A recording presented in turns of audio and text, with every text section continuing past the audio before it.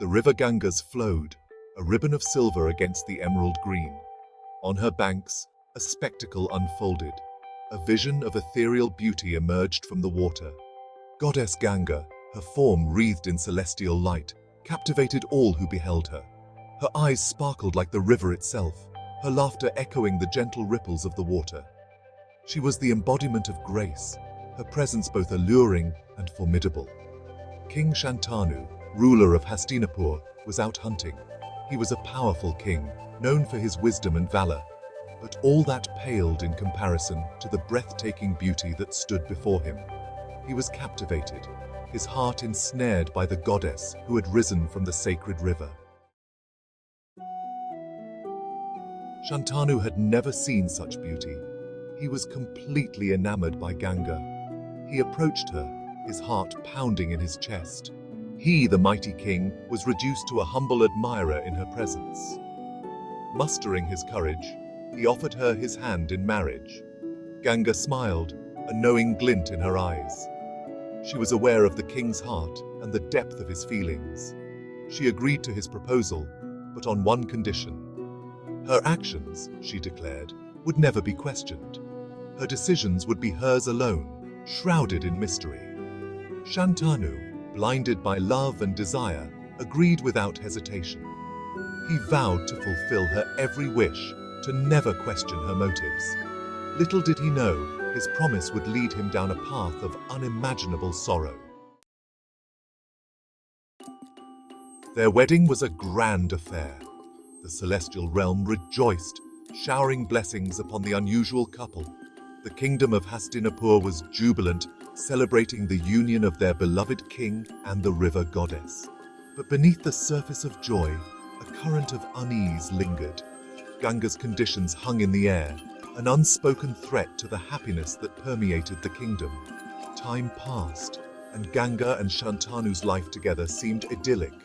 She was the perfect wife, fulfilling her duties with grace and charm. But true to her word, she remained an enigma. Her past, her thoughts, her motives, all were a mystery to Shantanu.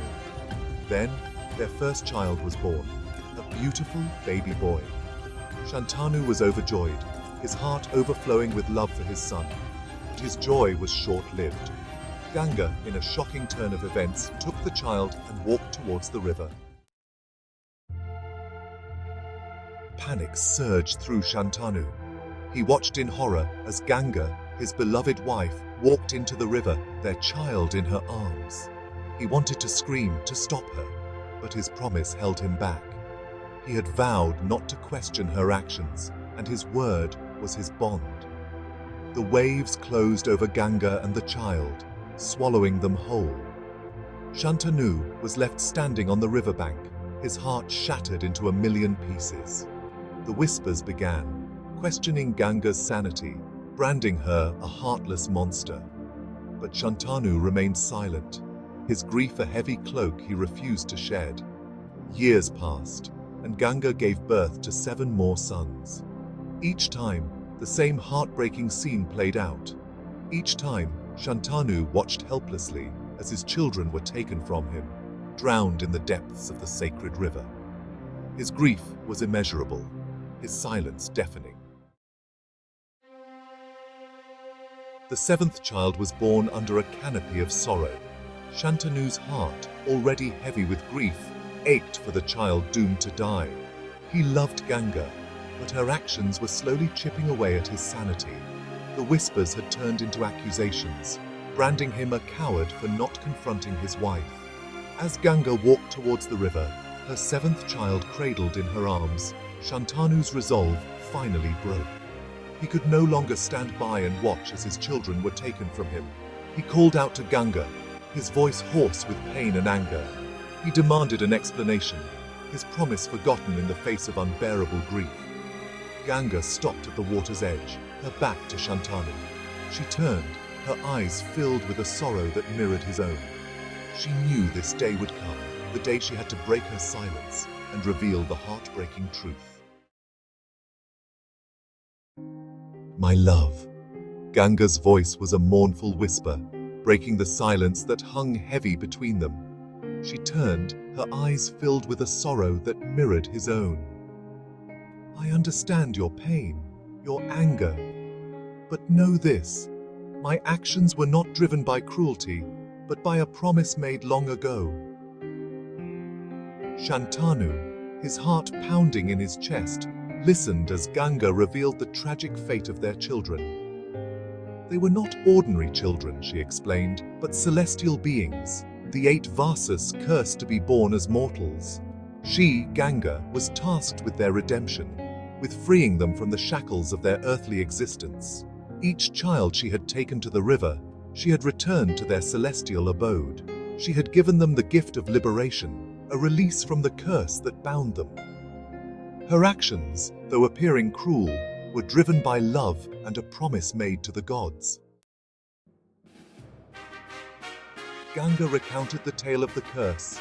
The 8 Vasas, she explained, had incurred the wrath of sage Vasishtha. One of them had stolen the sage's beloved cow, Nandini, leading to a curse that condemned them to be born as mortals. Only Ganga, the goddess of the river, had the power to free them from this fate. She had agreed to be their mother, to bear the weight of their curse and grant them liberation. But her task came with a heavy price. She had to remain silent, her actions unquestioned, until the curse was broken. Shantanu, in his love and ignorance, had become an unwitting participant in this celestial drama. Shantanu listened, his anger giving way to understanding, and then to overwhelming grief. He realized the depth of Ganga's sacrifice, the pain she had endured in silence. He had judged her harshly, blinded by his own sorrow. Ganga, her task nearing completion, prepared to return to the celestial realm. She looked at Shantanu, her eyes filled with love and regret. She had fulfilled her promise, but in doing so, she had broken the heart of the man she had come to love. My love, she said, her voice filled with sadness, I must leave now. My duty is done, the curse lifted, but I leave behind a part of me, a son who will carry forward the legacy of our love and the weight of our sorrow. She handed him their 8th son, a boy who had survived the fate of his brothers. This child, she explained, was destined for greatness, his life intertwined with the future of Hastinapur. He would be known as Devavrata, the one who had taken a celestial vow. Section 9. The 8th son. And so, Ganga departed, leaving Shantanu with their son and a heart heavy with sorrow. He named the boy Devavrata, but he would be known throughout the land by another name, Bhishma, the one who took a terrible vow. Bhishma grew up to be a formidable warrior, trained in the arts of war and statecraft by the best teachers in the land. He was a dutiful son, his heart filled with love and respect for his father. But the shadow of his mother's sacrifice loomed large over his life. He learned of the curse, of his brother's tragic fate, and of his mother's role in their redemption. The knowledge filled him with a profound sense of loss and a fierce determination to honor his mother's memory. When Shantanu decided to remarry, Bhishma, in a gesture of unparalleled sacrifice, vowed to remain celibate and without an heir. He renounced his claim to the throne, ensuring that no conflict would arise from his father's second marriage. His vow, born out of love and a desire to atone for his family's past, would shape the destiny of Hastinapur and lead to the epic war of Mahabharata. Section 10. Legacy of the Scion. Bhishma's life became a testament to duty and sacrifice. He served as the protector of Hastinapur, his loyalty unwavering, his courage unmatched.